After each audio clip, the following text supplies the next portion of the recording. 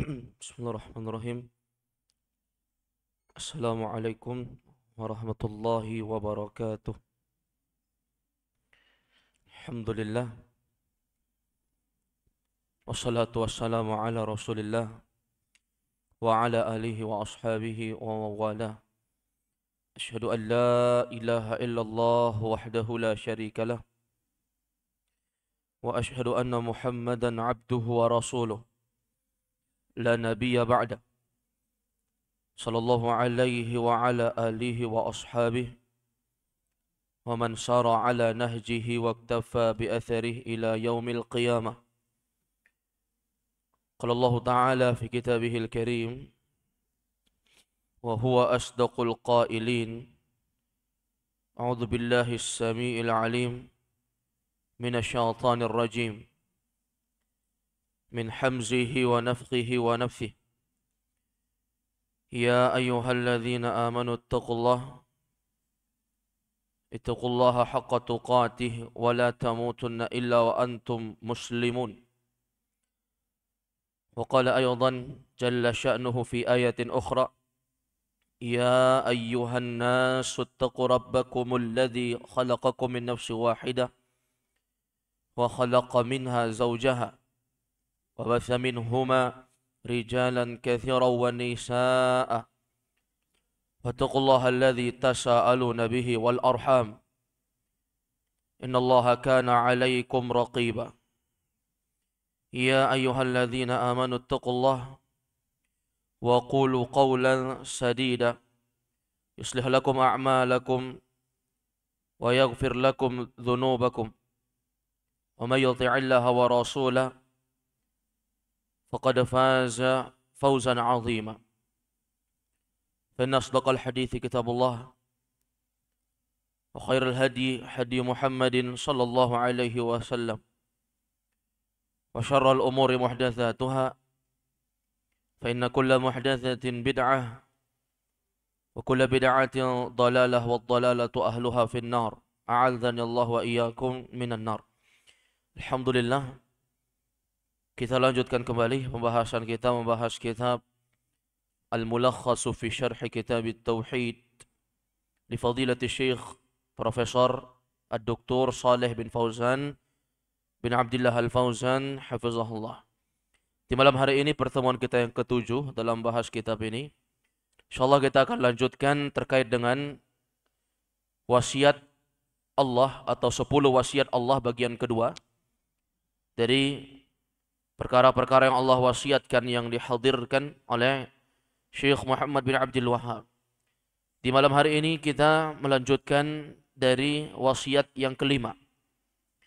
Di wasiat yang keempat, beliau membawakan firman Allah dan dinukil oleh Syekh Shalih Fauzan di dalam syarah, wa wassakum alla taqrabul fawahish. Allah mewasiatkan kepada kalian agar kalian tidak mendekati dosa-dosa besar. Alladzina yajtanibuna kaba'iral itsmi wal fawahisha illa al-lamam. Orang-orang beriman itu mereka menjauhi dosa-dosa besar illa al-lamam, kecuali sedikit. Ma dhahara minha wa ma batan. Baik yang nampak ataupun yang tersembunyi. Ai al-ma'asi adh-dhahiratu wal khafiyah, yaitu maksiat yang nampak ataupun yang tersembunyi.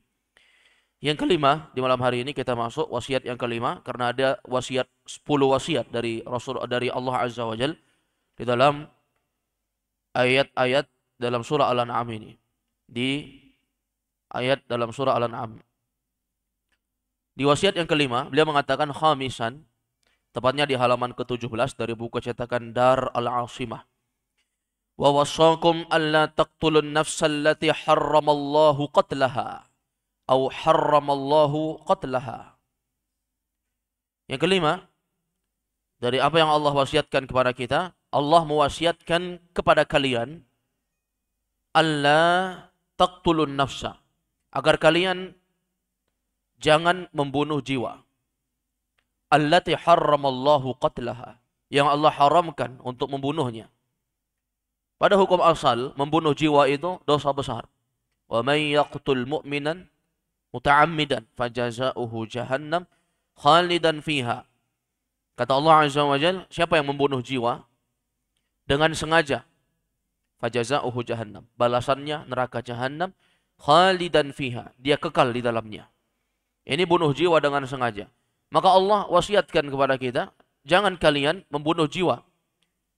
Jiwa yang seperti apa? Allati harramallahu qatlaha. Jiwa yang Allah haramkan untuk membunuhnya. Berarti apa? Di sana ada jiwa-jiwa yang boleh untuk dibunuh. Yaitu jiwa yang memang diperbolehkan untuk dibunuh. Wahiyan nafsul mu'minah. Yang tidak boleh dibunuh itu adalah jiwa orang-orang yang beriman. Wal mu'ahidatu illa bil haqq. Demikian pula jiwa orang-orang yang mereka memiliki perjanjian atas keselamatan dirinya. Illa bil haqq, kecuali memang dengan kebenaran, dengan apa yang dibenarkan dalam syariat. Membunuh seperti apa yang dibenarkan? Alladzi yubihu qatlaha, yang diperbolehkan untuk dibunuh di dalam syariat, min qisas. Contohnya seperti qisas, membalas pembunuhan jiwa dibalas dengan jiwa. Nah, ini tentunya dilakukan oleh penguasa atau dilakukan oleh orang yang diperintahkan oleh penguasa yang bertugas untuk mengqisas. Nah, ini tegaknya hukum Islam. Maka boleh untuk membunuh jiwa jika memang atas dasar sesuatu yang dibenarkan dalam syariat seperti qisas. Tetapi qisas ini ditegakkan oleh penguasa dan tidak dilakukan oleh orang-orang yang mereka tidak mendapatkan perintah dari penguasa. Auzinan ba'da ihsan, atau jiwa yang boleh dibunuh yaitu seorang yang berzina ba'da ihsan, setelah dia berada di atas penjagaan. Artinya sudah menikah. Sudah menikah, sudah memiliki istri. Kemudian dia sudah pernah berjima kepada istrinya. Sudah berhubungan suami istri, Allah jaga dia. Namun dia tidak bisa menundukkan pandangan, akhirnya dia berzina. Maka ini juga bisa dibunuh menurut apa yang telah ditetapkan oleh Allah, dan ini tentunya ditegakkan oleh penguasa. Au riddatin ba'dal Islam, au riddatin ba'da Islam. Yang ketiga, jiwa yang boleh dibunuh, dibenarkan dalam syariat, yaitu orang yang murtad. Kalau berbicara tentang hukum Islam, orang yang murtad itu, maka dia harus dibunuh. Tetapi ini juga atas wewenang penguasa. Bukan wewenang seorang ustadz atau wewenang seorang RT misalnya, tidak. Tapi ini adalah wewenang penguasa tertinggi tentang permasalahan hal yang seperti ini. Jadi pada hukum asal, jiwa tidak boleh dibunuh kecuali apa yang Allah bolehkan. Apa tadi? Ada 3, qisas, orang yang berzina setelah menikah, orang yang murtad ketika dia telah mengenal Islam itu. Kemudian di antara wasiat yang keenam yang Allah wasiatkan, wa wassakum alla taqrabu malal yatim. Dan Allah mewasiatkan kepada kalian agar kalian jangan mendekati hartanya anak yatim. Jangan dekat-dekat. Jangan pernah mengambil hak yang dimiliki oleh anak-anak yatim. Mendekati saja tidak boleh. Apalagi kita mengambil secara zalim harta mereka. Siapa yang disebut dengan yatim? Yatim itu dalam syariat memiliki definisi. Wa huwa tiflul ladzi mata abuh. Anak kecil yang meninggal ayahnya. Itu namanya yatim. Anak kecil, at-tiflu, anak kecil yang ditinggal mati oleh ayahnya. Ini namanya anak yatim. Mereka berhak untuk diberikan sesuatu yang Allah sebutkan dari beberapa pemberian-pemberian yang harus diberikan kepada mereka. Kita tunaikan kepada mereka. Fa ammal yatima fala taqhar wa ammas sa'ila fala tanhar. Adapun anak yatim jangan kalian bentak, fala taqhar. Demikian pula wa ammas sa'ila fala tanhar. Orang yang minta-minta jangan kalian marahi. Baik, ini ma'asyiral muslimin wal muslimat a'azzakumullah. Jadi jelas sekali ketika seorang anak itu sudah tumbuh dewasa, ketika kita sudah tua-tua, orang tua kita sudah meninggal, ayah kita sudah tidak ada, kita bukan lagi disebut dengan yatim. Karena yatim itu adalah batasan usia at-tiflu sampai dia baligh. Kalau dia sudah baligh, maka dia bukan yatim lagi namanya. Keluar dari ketentuan yatim. Jadi yatim itu hanya untuk seorang at-tiflu wa huwa mata abuh. Alladzi mata abuh. Anak kecil yang meninggal ayahnya. Ini dalam ketentuan syariatnya. Kalau kita di Indonesia tidak mengerti tentang permasalahan ini, akhirnya setiap orang yang tidak punya anak, setiap orang yang tidak memiliki ayah, baik dia masih kecil ataupun sudah tua, ada juga yang sudah kakek-kakek, tetap saja dikatakan yatim. Akhirnya dalam hal-hal yang terkait harus disalurkan kepada yatim yang sesungguhnya, malah dia salah menyalurkan. Seperti misalnya zakat diberikan kepada anak-anak yatim misalnya, orang-orang lemah. Akhirnya salah pengertian. Kenapa? Karena kita menganggap yatim itu orang-orang yang mereka tidak punya bapak. Tapi pada hakikatnya ini adalah orang yang belum balik. Adapun kalau sudah balik, maka ini tidak disebut dengan yatim dan dia keluar dari ketentuan-ketentuan sebagai seorang yang yatim. Kemudian, ma'asyiral muslimin wal musliman azzakumullah, illa billati hiya ahsan. Jangan dekati harta anak yatim kecuali dengan cara yang baik. Berarti boleh kita mendekati, bukan sama sekali tidak boleh untuk mendekati, mengatur harta mereka. Boleh allati hiya ahsan, dengan cara yang baik. Bagaimana itu? Min tasrifihi, dengan cara kita mengelola harta tersebut. Tasrif, sarrafa, yusarrifu, tasrif. Kita kelola bima yahfaduhu, untuk menjaga harta itu. Boleh. Ada anak yatim, dititipkan orang hartanya sama kita. Anak itu kecil, dia belum bisa untuk mengelola hartanya. Makanya yatim itu disebut at-tiflu. Kalau dewasa, dia sudah tidak yatim lagi. At-tiflu, anak kecil. Baik, ini ma'asyiral muslimin azakumullah. Ada orang-orang yang memang mereka mampu dan punya kesempatan untuk membantu. Maka mereka membantu pengelolaan. Ada dititipkan orang harta anak yatim. Ini untuk anak yatim. Tapi dia tetap tidak mengambil harta itu untuk kemaslahatan dirinya. Tetapi dia membantu untuk mengelola. Sehingga uang yang asalnya 100.000, dia bisa kembangkan menjadi 200.000. Dengan cara apa? Ya dengan cara yang halal. Bukan dengan cara dia pinjamkan ke orang 100.000, nanti bayarnya 200. Nah, ini riba namanya. Tapi dia kelola dengan cara yang halal. Mungkin 100.000 itu dia bikinkan sebagai usaha modal penjualan kue misalnya. Maka kue yang dijual, keuntungannya itu dia salurkan kepada anak yatim. Sehingga terkelola. 100 jadi 200, 200 jadi 300, 300 jadi 3 juta, jadi 9 juta. Jadi banyak. Nah, ini sesuatu yang diperbolehkan. Sesuatu yang diperbolehkan. Bahkan itu sesuatu yang disyariatkan. Wa yumannihi lahu hatta tadfa'uhu ilaihi hina yuballigha hatta hina yablugha ashuddah. Kata beliau, wa yumannihi lahu. Harta tersebut terus dikembangkan dan keuntungannya untuk anak yatim hatta tadfa'uhu, sampai harta tersebut dikembalikan lagi kepada ilaihi, kepada anak yatim itu hina yablugha ashuddah. Nah, itu dilakukan sampai dia dewasa. Kalau dia sudah dewasa, kita berikan apa yang menjadi haknya dan kita tidak perlu untuk mengatur. Karena orang yang sudah yablugha ashuddah, sudah dewasa, ai ar-rusyda, dia sudah mengerti, wa zawalas safahi ma'al bulugh, dan hilangnya kebodohan ketika dia telah mencapai usia kedewasaan. Ini ma'asyiral muslimin azakum. Jadi kalau anak kecil dia, kita masih boleh mengelolanya. Kita masih boleh mengelola. Misalnya kita punya ya keponakan. Nah, keponakan kita ini ayahnya sudah meninggal.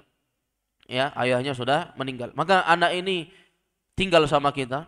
Kemudian ada pemberian orang-orang, infak orang-orang untuk anak yatim ini, maka boleh bagi kita untuk membantu mengelolakan selama anak ini masih kecil. Tapi kalau dia sudah besar, dia sudah memiliki sifat rushd wa zawalus safahah ma'al bulugh, dan hilangnya kebodohan karena sudah dewasa, kita kasih saja sama dia. Kita tidak perlu untuk mencampuri uang tersebut, karena hakikatnya dia sudah mengerti mengelola uang tersebut, dan tidak ada hak bagi kita untuk mengatur orang dewasa, untuk mengatur orang dewasa, kecuali memang ya dia belum paham-paham. Ya, sampai besar pun masih saja seperti anak kecil, tidak bisa mengatur uang. Tidak bisa mengatur uang. Ini namanya belum zawal, belum hilang as-safahah, belum hilang kebodohan pada jiwanya. Kemudian yang ketujuh dari apa yang Allah wasiatkan di dalam ayat ini, wa auful kaila wal mizana bil qist. La nukallifu nafsan illa wus'aha wa aufu. Tetapilah, ya, tetapilah, tunaikanlah al-kaila, takaran, ya, ketika mengukur, takaran, wal mizan, dan timbangan. Ketika kalian menakar, ketika kalian menimbang, aufu, tetapilah. Maksudnya ukurlah, timbanglah dengan tetap. Jangan zalim, jangan curang dalam menimbang dan menakar. La nukallifu nafsan illa wus'aha.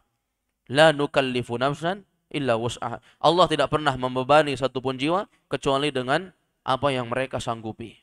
Apa yang mereka sanggupi. Ini khususnya para penjual, orang-orang yang mereka berinteraksi dengan para pembeli, berdagang di pasar, maka ketika menakar, jangan curang dalam takaran. Ketika menimbang, jangan curang dalam timbangan. Dengan merusak timbangan sehingga ketika ditimbang, belum ditimbang saja sudah turun 1 kilo. Ya, sehingga ketika kita menimbang barang yang cuma 1 kilo, seakan-akan 2 kilo. Nah, ini banyak sekali penjual buah, khususnya kita di Sulawesi, lagi musim langsat misalnya, langsat 10.000 3 kilo. Ketika ditimbang di tempat penjualan, 3 kilo. Tapi ketika sampai di rumah kita timbang, ternyata hanya 2,5 kilo atau hanya 2 kilo. Ternyata dirusak, ya, dari timbangan atau takaran itu. Nah, ini sesuatu yang Allah ancam dengan kebinasaan. Wailun lil mutaffifin. Celakalah bagi orang-orang yang curang dalam timbangan, curang dalam takaran. Ya, hati-hati. Wail, ya, bisa diterjemahkan kecelakaan, kebinasaan. Sebagian ulama mengatakan bahwasanya wailun lil mutaffifin, wailun untuk orang-orang yang mereka curang dalam timbangan dan takaran. Kata para ulama, wailun yakni wadin, ya, finnar, salah satu lembah di neraka.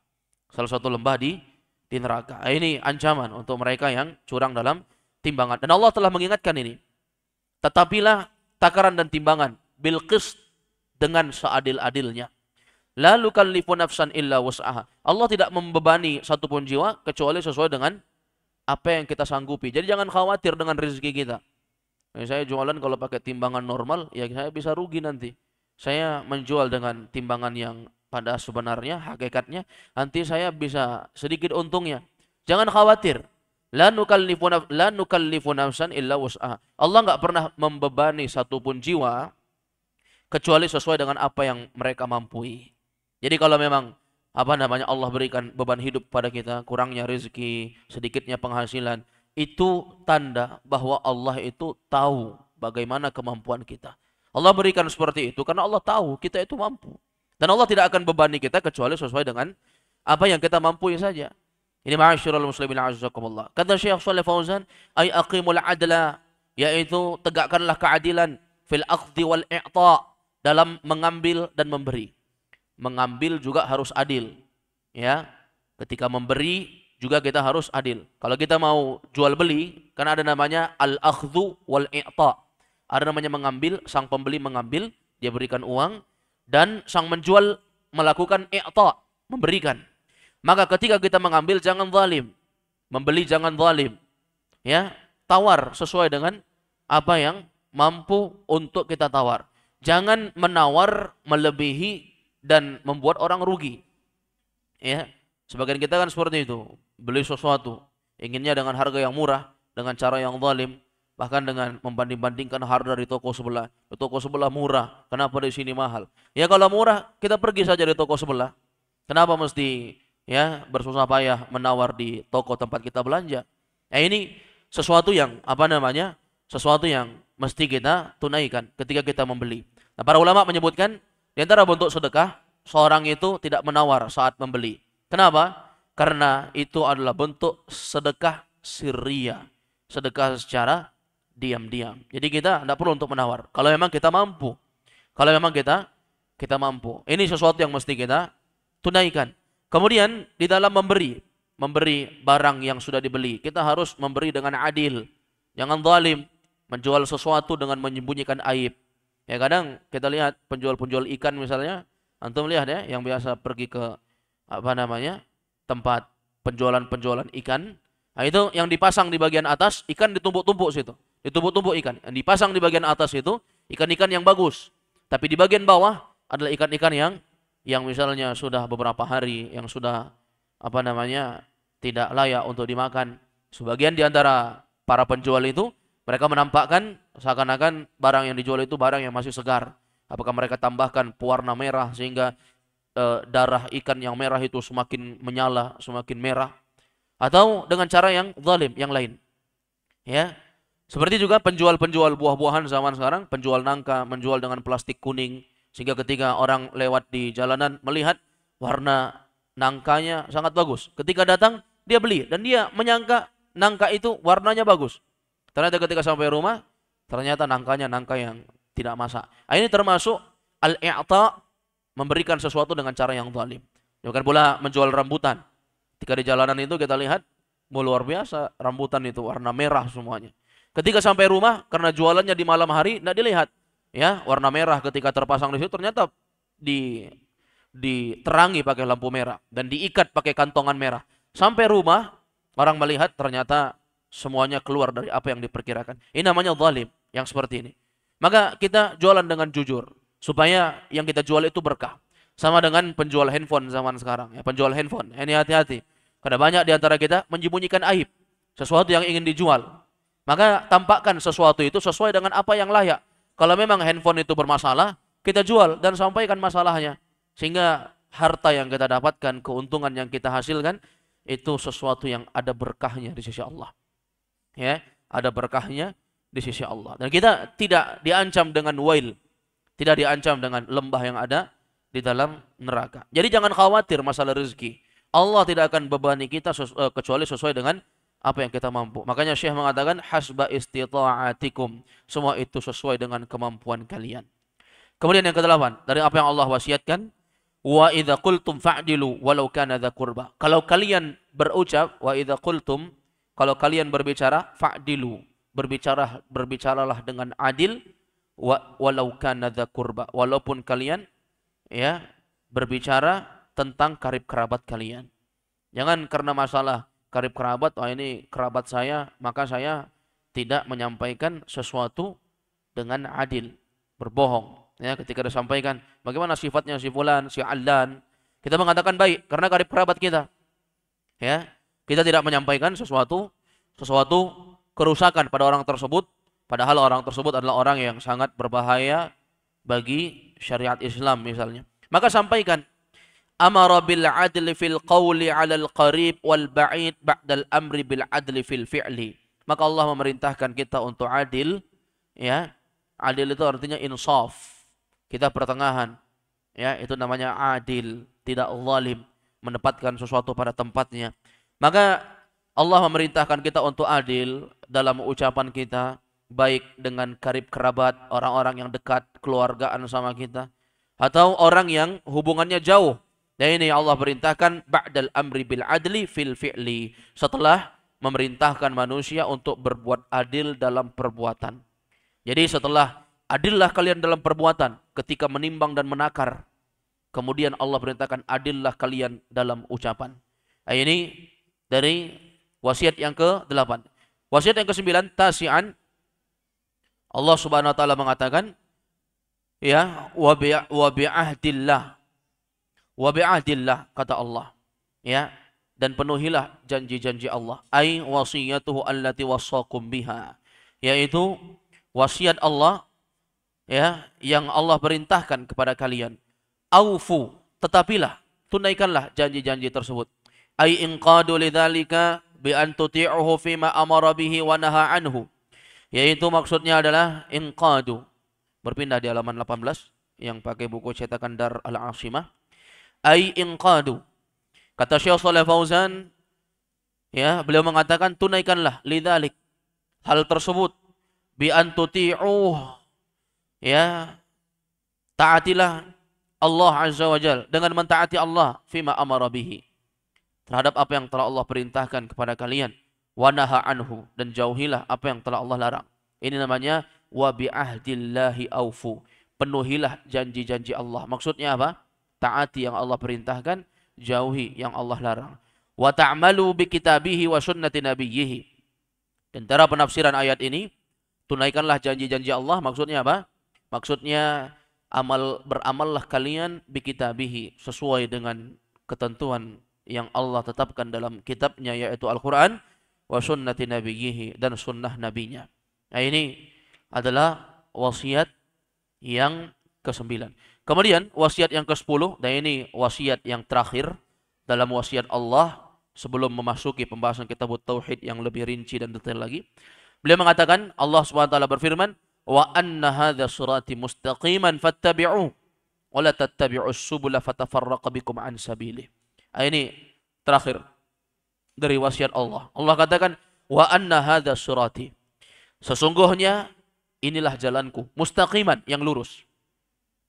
Allah menyebut inilah jalanku yang lurus, inilah syariatku, inilah jalanku yang lurus, kata Allah. Fattabi'u, ikutilah jalan yang lurus ini. Ini Allah ucapkan setelah Allah menyebutkan 1, 2, 3, 4, 5, 6, 7, 8, 9 apa-apa saja yang Allah wasiatkan untuk kita menjauhinya, untuk kita meninggalkannya. Dan kita melakukan sesuatu yang Allah perintahkan, menjauhi segala yang Allah haramkan. Setelah itu baru Allah bilang, inilah jalanku. Inilah jalanku. Coba lihat bagaimana bentuk penyampaian yang sangat luar biasa. Sampaikan dulu aturan-aturan. Kepala rumah tangga ketika dia memiliki istri, maka dia sampaikan aturan-aturan dalam rumah tangga. Ketika dia punya anak, sampaikan aturan-aturan. Jangan menjadi kepala rumah tangga, maka dia mendidik anak dan istri tanpa aturan. Semuanya boleh. Ada juga kepala rumah tangga, pokoknya semuanya boleh.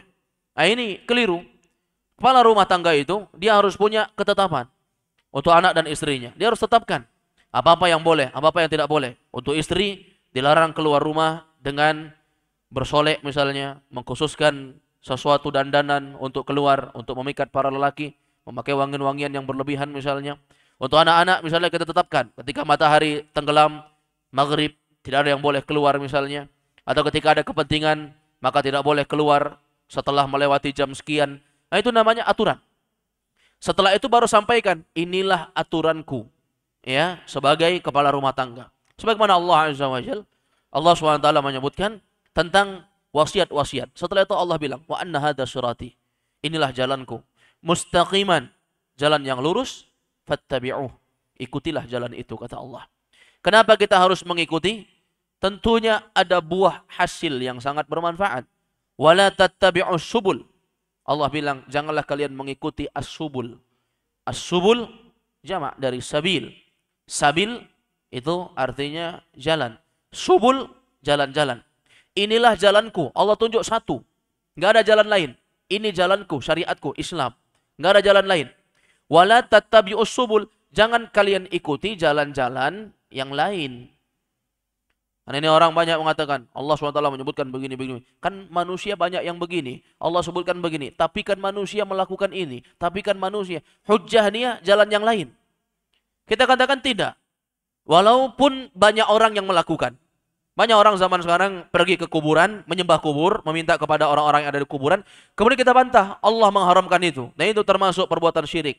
Kemudian datang lagi orang belakangan hari mengatakan, itu kan banyak dilakukan. Kalau kita mengingkari dan mengatakan syirik, berarti kita menuduh umat sedunia ini, bukan hanya di Indonesia, sedunia ini, kita tuduh sebagai musyrik. Nah, ini konsekuensinya luar biasa, menuduh orang musyrik. Na'udzubillah. Kalau Allah bilang tidak, tidak. Wala tattabi'us subul. Jangan kalian ikuti jalan yang banyak. Karena jalan Allah itu satu saja. Islam itu satu. Ya. Al-anbiya'u ikhwatun wa dinuhum wahid. Hadis yang telah berlalu kita bacakan bahwa para nabi itu bersaudara semuanya. Bersaudara dalam segi apa? Dalam segi syariat, wa dinuhum wahid. Agama mereka satu, kata Allah. Agama mereka satu. Namun syariat mereka berbeda-beda. Agamanya satu. Agama Al-Hanifiyah mengajak kepada menyembah kepada Allah dan menjauhi kesyirikan. Itu agama para nabi. Dari nabi yang pertama sampai nabi yang terakhir. Maka ma'asyiral muslimin, Allah katakan wala tattabi'us subul. Inilah jalanku, jalan yang lurus, ikutilah jalan itu. Jangan kalian mengikuti jalan-jalan yang banyak. Karena ini kepastian bahwa ya akan datang satu zaman di mana zaman yang akan datang itu lebih buruk dibandingkan zaman yang datang sebelumnya. La ya'ti zamanun, kata Nabi. Tidak akan datang satu zaman illa walladzi ba'dahu syarrun min. Kecuali zaman yang datang berikutnya itu pasti akan lebih buruk. Jadi di akhir zaman semakin banyak jalan-jalan. Kelompok-kelompok itu akan semakin banyak. Ya, kelompok-kelompok Islam semakin banyak. Jangan ikuti. Ikuti satu jalan. Jalan yang mengajak kepada Quran dan Sunnah, bukan jalan yang mengajak kepada al-ahwa, ar-ra'yu, at-ta'assub, asabiyah. Tidak, kita tidak ikuti jalan fanatisme. Kenapa kita harus ikuti jalan Allah dan tidak mengikuti jalan yang banyak itu? Allah sebutkan illatnya, sebabnya. Fatafarraqa bikum an sabili. Kalau kalian ikut jalan-jalan yang banyak itu, kalian akan berpecah belah dari jalan Allah. Pasti. Makanya ketika terjadi perselisihan, seorang itu mengembalikan kepada Al-Quran dan Sunnah. Nah itu sesuatu solusi. Fa in tanaza'tum fi syai'in farudduhu ilallahi war rasul. Allah katakan apabila terjadi perselisihan kepada kalian, silang pendapat, terjadi pertikaian, terjadi persengketaan, kembalikan kepada Allah dan Rasul. Kembalikan kepada Allah dan Rasul. Sengketa apa misalnya? Sengketa permasalahan warisan. Kembalikan kepada nasihat Allah dan Rasul. Sengketa tentang permasalahan apa? Tentang pemberian-pemberian. Maka kita kembalikan kepada Al-Quran dan Sunnah. Maka itu solusi tentunya. Kata beliau, ay alladhi usitukum bihi fi hatainil ayatain min tarkil manhiyat. Maka yang aku wasiatkan kepada kalian, pada dua ayat sebelumnya, fi hatainil ayatain, di dalam dua ayat sebelumnya itu min tarkil manhiyat.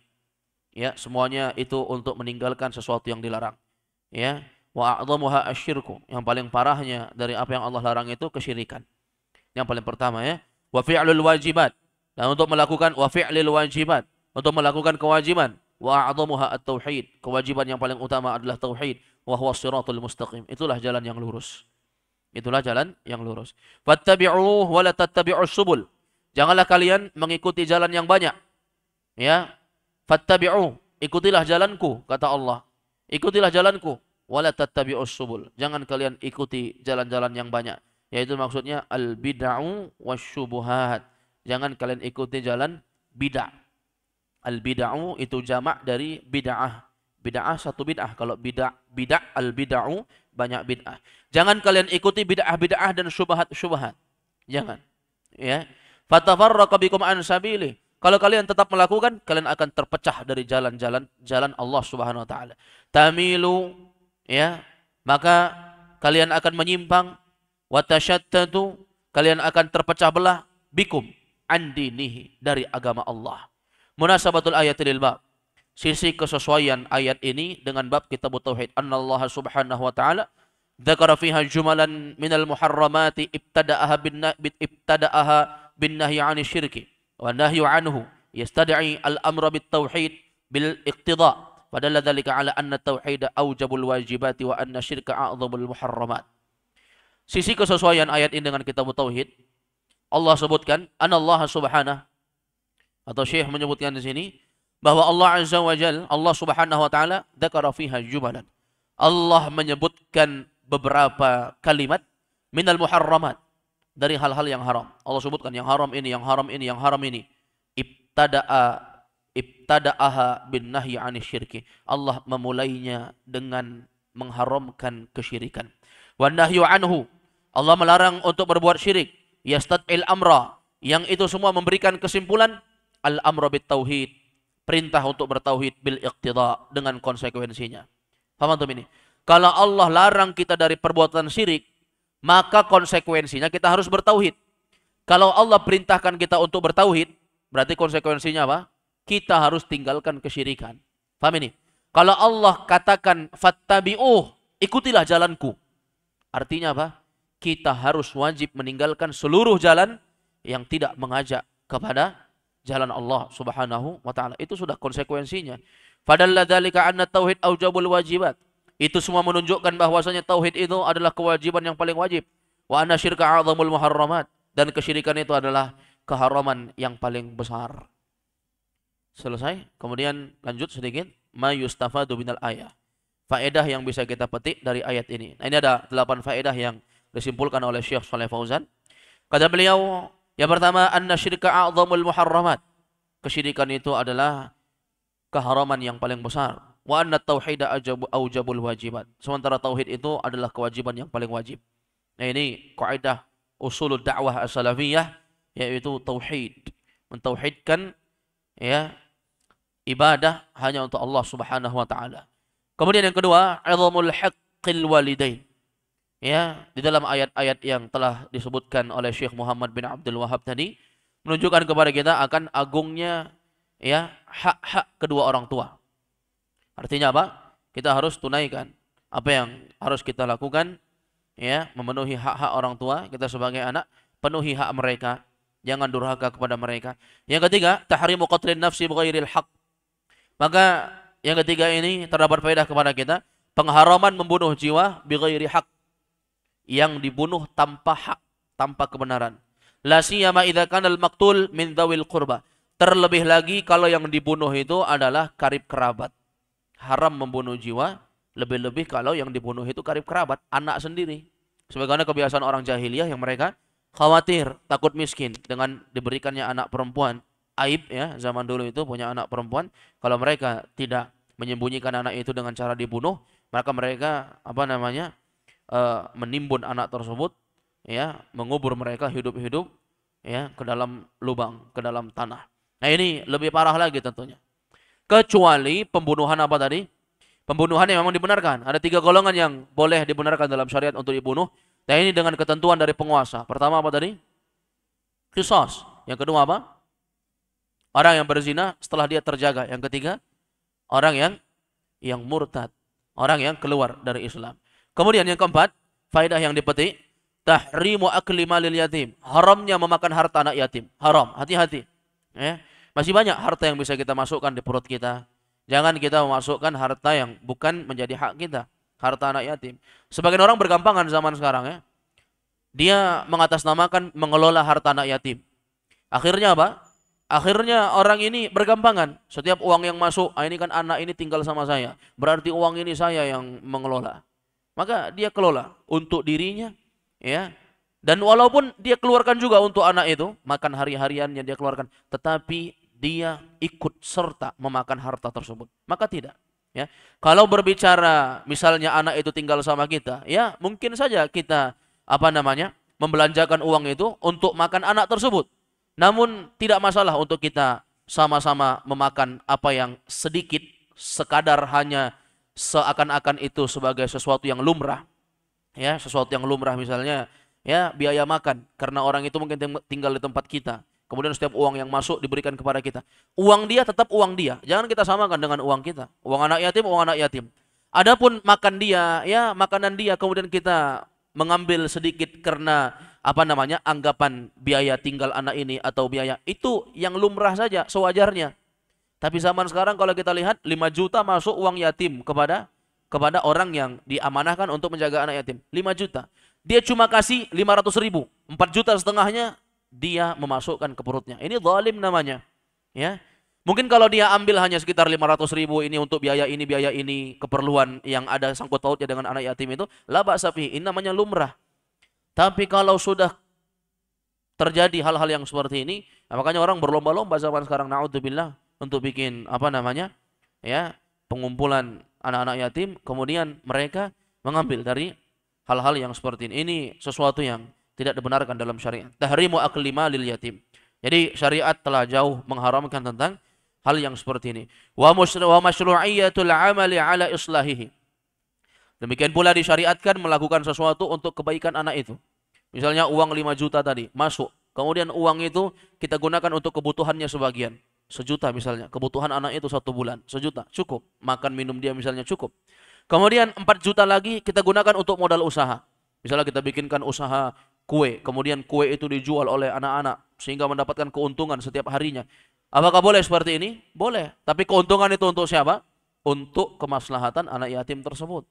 Ya. Dan itu harta kita kelola ketika anak itu belum balik. Ketika dia sudah balik dan dia paham untuk mengerti, mengelola dari apa yang dia miliki, dari hartanya itu, maka kita serahkan sama mereka. Kita tidak lagi mendidik mereka. Dalam artian kita tidak lagi ikut campur dalam urusan harta tersebut. Yang kelima, wujubul adli fil aqwali wal af'al ma'al qaribi wal ba'id. Ya, terdapat faedah kepada kita wajibnya berlaku adil dalam ucapan dan perbuatan, baik bersama karib kerabat yang dekat ataupun orang yang jauh. Jadi kita harus adil sama orang jauh ataupun dekat. Jangan karena orang itu karib kerabat kita puji-puji mereka. Kita berikan tazkiyah, rekomendasi. Tapi ketika orang itu jauh, kita tidak mengenal, kita tidak adil di sini. Ya, ada orang-orang sebagian seperti ini. Termasuk di dalamnya apa? Memilah dan memilih. Saya berteman dengan sebagian orang saja, orang-orang yang merupakan orang yang mereka ini misalnya adalah orang yang bisa memberikan sumbangsi kepada dakwah kami mengajak mereka bicara. Tapi orang-orang yang sama sekali tidak memiliki sumbangan untuk dakwah kami tidak ajak mereka bicara. Ini namanya tidak adil dalam berbicara. Karena Allah SWT mengatakan, ya, wa idza qultum fa'dilu. Kalau bicara, adillah kalian. Bicara sama siapapun itu, adil. Jangan pilih-pilih, sama orang seperti ini saya tidak mau bicara, sama orang seperti ini saya tidak mau bergaul. Nah, ini sesuatu yang zalim tentunya. Karena semua manusia itu adalah bersaudara. Wa kunu ibadallahi ikhwana. Kalian itu semuanya bersaudara, kata Allah Subhanahu wa taala.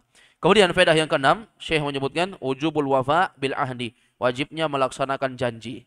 Jadi janji kita dengan Allah itu apa? Ketika kita di alam rahim, kita telah berjanji kepada Allah untuk apa?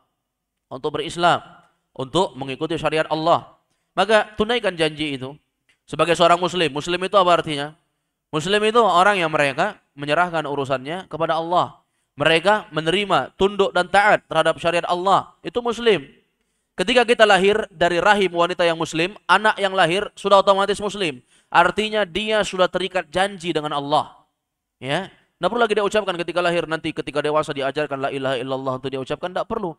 Karena orang yang lahir dari rahim wanita yang muslimah, maka dia sudah dihitung sebagai muslim. Maka tunaikan janji kita sebagai muslim. Apa janji kita?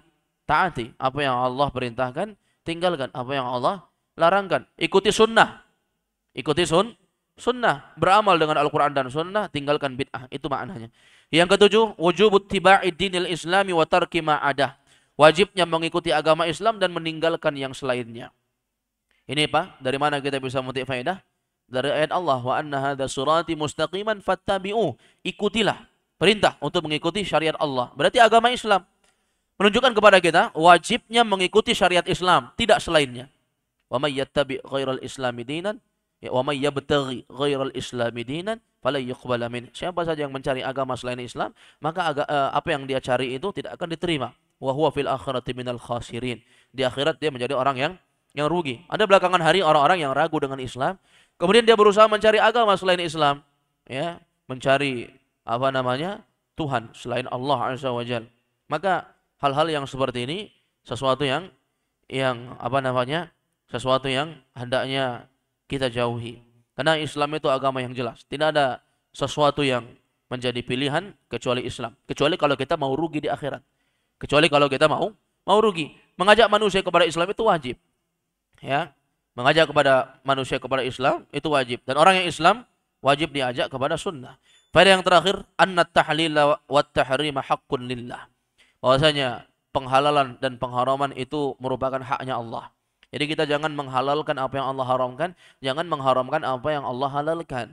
Jangan kita haramkan apa yang Allah SWT halalkan. Dan jangan lancang mengatur-ngatur halal dan haram ini, karena ketentuan halal dan haram itu merupakan haknya Allah. Zaman sekarang orang-orang lancang sekali, ya, berbicara tentang rokok misalnya. Mereka ya menjadikan rokok itu sebagai sesuatu yang halal menurut mereka. Padahal tinjauan kacamata syariat sangat jelas sekali mengisyaratkan bahwa rokok itu sesuatu yang diharamkan. Nah, ini termasuk lancang terhadap syariat Allah, ya, menghalalkan apa yang telah Allah haramkan dengan jelas. Walaupun Allah Azza wa Jalla tidak menyebut dengan kata-kata rokok, ad-dukhan misalnya, enggak. Tapi kinayah isyarat untuk haramnya rokok itu jelas. Tidak ada yang tidak mengerti kecuali hanya as-sufaha wa ahlul ahwa, orang-orang dungu, orang-orang jahil yang tidak mengerti agama, atau dia adalah ahlul ahwa. Ya, maka tidak ada yang mereka menghalalkan rokok kecuali orang-orang dungu tentang syariat, tidak mengerti apa yang dimaksudkan syariat, ya, kurang belajar maqasidus syariah, maksud dari pensyariatan sesuatu. Kemudian imma yang kedua, dia adalah seorang yang merupakan ahlul ahwa, pengekor hawa nafsu. Pengekor hawa nafsu. Jelas sekali dalil-dalil yang menyebutkan la dharara wa la dirar. Dalam hadis Nabi mengatakan tidak boleh ada bahaya dan tidak boleh ada pembahayaan. Rokok bahaya jelas. Kemudian dalam Al-Quran Allah berfirman, wala taqtulu anfusakum. Jangan kalian bunuh jiwa kalian. Di ayat lain Allah berfirman, wala tulku bi aidikum ila tahlukah. Jangan kalian jerumuskan diri kalian ke jurang kebinasaan. Nah, tidak ada orang yang mengatakan bahwasanya rokok itu sesuatu yang baik. Kalau rokok baik, coba suruh istri kita merokok. Kalau rokok baik, coba suruh anak bayi kita merokok. Kalau memang itu baik, kenapa tidak dikonsumsi? Karena baik itu boleh untuk dikonsumsi. Ini menunjukkan itu adalah sesuatu yang buruk. Ini ma'asyiral ikhwah. Jadi jangan terlalu bergampangan untuk menghalalkan apa yang Allah haramkan. Terlebih lagi mengharamkan apa yang Allah halalkan. Wallahu a'lam. Nuwasil insyaallah fi waqtin akhar. Wa sallallahu wasallam ala nabiyina Muhammad wa ala alihi wa sahbihi wasallam. Subhanakallahumma bihamdik asyhadu an la ilaha illa anta astaghfiruka wa atubu ilaik. Wa akhiru da'wana alhamdulillahirabbil alamin. Assalamualaikum warahmatullahi wabarakatuh.